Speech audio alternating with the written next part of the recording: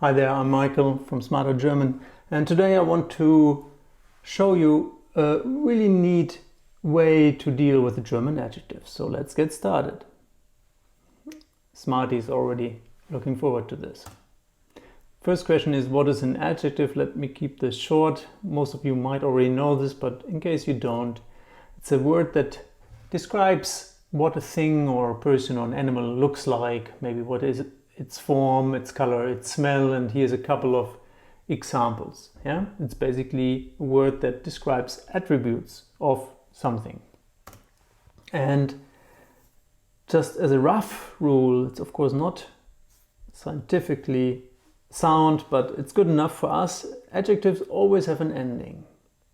Yeah, and I will contradict myself near the end of this masterclass, but for now, keep that in mind. That really will help you. Just a quick example of what you find out there if you search for adjective endings in German. And I always struggle with looking at these. These are horrible. Don't ever bother to learn any table by heart about this topic or any other topic unless for some reason you need to reproduce a table for your school or something. But that really makes no sense. Yeah? These tables are not helpful at all. Here's another example. Yeah, take a deep breath, ignore. Really, I don't want to take a look at these longer than necessary. Now, here's a very neat way of dealing with adjectives. So the problem you have is not that adjectives have endings. There is a limited amount of endings, 5 or 6 even. And the problem you have is rather that the noun that follows the adjective has a gender, needs to be in a case, and sometimes there is one or more of them. And that is a bit more of a hassle, but let me help you. So the first thing you have to ask yourself to deal with this is whether the adjective is marked. And what does that mean? Well, it basically means, as you can see in this example, there is an article in front of the jung, adjective, and that article has an ending. Yeah? So jung is marked by den, so we have a clear marked adjective here. Another example, eine, is an article and it has an ending, which is the e. Therefore, we have a marked case again. You can see this already here, den, jungen, Männern. One could say that Männern, that has this special n at the end, because of the dative, could also be seen as a mark. Yeah, so jungen is marked twice. And then, of course, opposed to marked, we have unmarked, which can only mean there is an article or no article without an ending. And there is mainly the article ein or mein or kein that can have no ending. And you see here, ein junger Hase hat viel Energie. So ein doesn't have an ending, therefore it's jung is unmarked. Or there is no article at all, as I said. So junge Männer sehe ich oft. Junge is unmarked because there is no article. If there is no article, it cannot have an ending. So if there is no ending, it's unmarked. We will work through this, don't worry about it. So let me just walk you quickly through this. You don't really have to take notes. You can think along. There will be a test after this, so let's take a minute only. You see the article is always highlighted and you have to just think along. Does this article have an ending? Der, das, die, dem, den, des. So any article that starts with a D always has an ending. That's out of question, no thinking required. Yeah, these definite articles starting with a D always have an ending. Therefore, this one is marked. So remember, marked means there's an article with an ending in front of the adjective. Eine junge Frau sehe ich nicht. You see eine. Clearly, eine has an ending, which is I. Therefore, this is marked. Junge Männer sehe ich oft. You see there is no pink article there, and therefore, this cannot be marked. It has to be unmarked. Ein junger Hase, we have an article. Ein, but it doesn't have an ending. Yeah? Ein is the really base form of the article ein, so no ending means not marked. This is a trick. This is a trick question. You see there is no article in front of Jungen, and therefore it should be unmarked, but I've highlighted the es at the end of Kind, which is a sign for the genitive. And therefore it's kind of a hidden mark, and this is indeed marked. And you will see later, you see Jungen ends in en, remember that genitive, en? We will get to that in a minute. Die Energie einer jungen Frau hätte ich gern. You see there's an article, it has an ending er, and therefore it is marked. One last example, then we go for a test. Ich danke den jungen Männern. You see den is an article, it's a D article, like starts with a D, therefore it's always with an ending and it should be marked. And we have a double marker here again at the end of Männer. You see an N, that's the dative plural. You don't have to understand that yet. In dative plural you very often add an N, and that's a double marker for the dative. So it is also marked. Now you test this. This is important. You will see later why. Pause the video. I will relatively quickly go through this, but you pause and then you say marked or unmarked. And if you're wrong, take some time to think, where did you go wrong? Ich sehe eine junge Frau. Junge Kinder sehe ich nicht. Meinen jungen Mann sehe ich oft. Diesem jungen Hasen folge ich. Eines jungen Kindes Energie hätte ich gern. Geschenktem Gaul schaut man nicht ins Maul. Ich fahre mit einem jungen Piloten. You don't have to understand a single word here. All you have to actually keep in mind is the word jung, yeah, which means young, and that's all you need. And then you need to identify what is in front of it. Is there an article and does it have an ending? The understanding of this is irrelevant.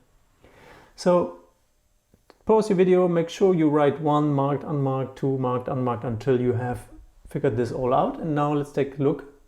Then you continue and then we take a look at what is the correct answer. Here's your answer key. Now quickly check and maybe share in the comments of this video how many you got right in this test of the marked and unmarked examples. And if you have any question of whether why something is unmarked or marked here, just also write it in the comments. Good. Make sure you get this, whether you need to be able to differentiate between marked and unmarked adjectives. Yeah? Because once you know something is marked, you can apply 5 beautifully simple rules. And I'll walk you through them with examples, and later on we will test your knowledge. And by just watching this without really forcing yourself to remember anything, you will remember these rules. They are so simple, so beautiful. So just relax and enjoy. The first rule is once en, always en. What does that mean? Ich sehe einen jungen Hund. So once en, always en is short for once an article ends in en, the adjective also ends in en. So it's en. Ich sehe einen, einen, the article ends in en. So the following adjective or adjectives have to end in en as well. Very simple. Copycat. How to remember that, or how to know that you need einen Hund, not einem, that's something else that you will learn with my courses as well, of course. But once you know that, the adjectives are easy. A few more examples for this rule. And I give you the case and genders. You can ignore these. These are completely irrelevant for now. Yeah? For the adjective declension, it's completely irrelevant to know whether Hund is masculine or accusative. Of course, it's essential, but not for you to find the right ending. Ich spiele mit den jungen Hunden. You see here, den ends in en, therefore jungen Hunden. Ich liebe meinen jungen Chef. Meinen is an article, it ends in en, therefore jungen also ends in en. Ich habe mit vielen jungen Menschen gearbeitet. En. Beautifully simple. Second rule. I'm hiding the rule behind my face. It's a second rule. Once E, always E, and you know this by now. So if the article in front of the adjective ends in E, the adjective also gets an E. Eine junge Katze. Die grüne Jacke. Meine neue Chefin. Diese junge Frau ist sympathisch. See how beautiful. As soon as you know it's diese Frau and you want to add an adjective, copy. No problem. Third rule. These two rules that you've just seen, they might already cover 60, if not 70% of your problems. And now we have sometimes something that is a bit more complex. So plural, dative and genitive. Once you get there, yeah, don't worry about this now. If plural is something that you're not familiar with yet, or genitive, not a problem. Just see the principle. So whenever you realize the noun be after the jung, after the adjective, is either in plural, more than one, in a dative case or in a genitive case, then you know the adjective ends in en. Yeah? So, ich folge einem jungen YouTuber. This is dative because of folge. Don't have to understand that or know that yet. You can see the dative in the ending einem. Only dative has the em ending. And therefore you know jung has to end in en. Ich spreche mit der neuen Kollegin. And here I see it's mit. Mit is a trigger for dative and I know neuen needs to end in en. Den neuen Mitarbeitern spendiere ich einen Kaffee. Mitarbeitern is an indication for plural and dative. Plus, you remember the first rule, once en, always en. So we have three markers here that tell us that neu needs to end in en. Die neuen Nachbarn sind sympathisch. Again, Nachbarn is a plural, which you will learn over time. And then you know neuen ends in en. Another one you might remember, die Kinder des neuen Mieters. That was the tricky one initially that I showed you in the beginning, and has a double marker for genitive. Yeah, so neu very clearly is marked by des and Mieters and therefore ends in en because of the genitive. So plural, dative and genitive, when you see that, always en. The genitive you can mostly ignore. It's something that rarely matters until you reach mid-late B2. Yeah, and before that it's basically very simple. You just say Peter's car, Peter's Auto. There's not much to learn.